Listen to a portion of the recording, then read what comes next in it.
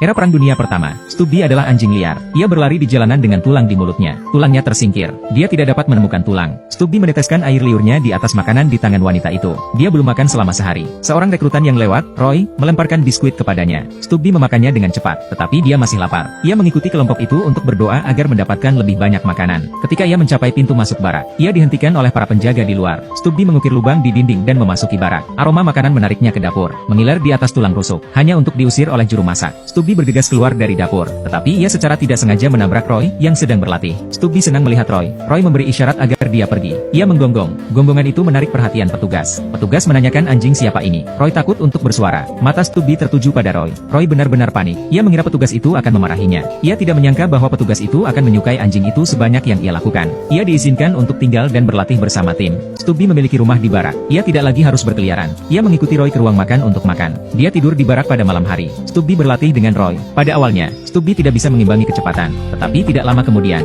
dia sedang mempelajari tali. Dia sama baiknya dengan tentara biasa. Suatu hari, sang kolonel datang untuk memeriksa barak. Ketika ia melihat seekor anjing dalam kelompok, ia sangat marah dan bertanya anjing siapa itu. Stubby bersembunyi di belakang Roy dalam ketakutan. Roy mengatakan itu adalah anjingnya sendiri. Kemudian ia memberi hormat militer kepada sang kolonel. Stubby mengikutinya. Ia juga memberi hormat militer kepada sang kolonel. Pada akhirnya kolonel tidak mengusir anjing itu keluar. Dia juga mengumumkan di depan umum bahwa anjing itu juga seorang prajurit. Jika ia seorang prajurit, ia harus bertempur. Segera setelah perang dimulai, Stubby menemani Roy ke medan perang. Stubby, yang selalu aktif, menjadi pendiam. Meskipun ia tidak bisa pergi ke medan perang untuk membunuh musuh, tetapi ia memiliki misinya sendiri. Pada malam hari, ketika para prajurit sedang beristirahat, untuk membersihkan tikus yang datang untuk memakan makanan. Ini adalah anjing yang hebat. Dia melakukan pekerjaan yang hebat di medan perang pertamanya. Pasukan musuh membombardir posisi itu. Seorang prajurit dikubur di dalam tanah. Stubby bergegas mendekat dan menggali sekeras yang dia bisa. Dia menggonggong di bagian atas paru-parunya. Petugas medis tiba di tempat suara. Prajurit yang terluka diselamatkan. Ini hanyalah awal dari karir Stubby yang luar biasa di medan perang. Tak lama setelah itu, Roy dan Jack diberi tugas untuk mengintai musuh.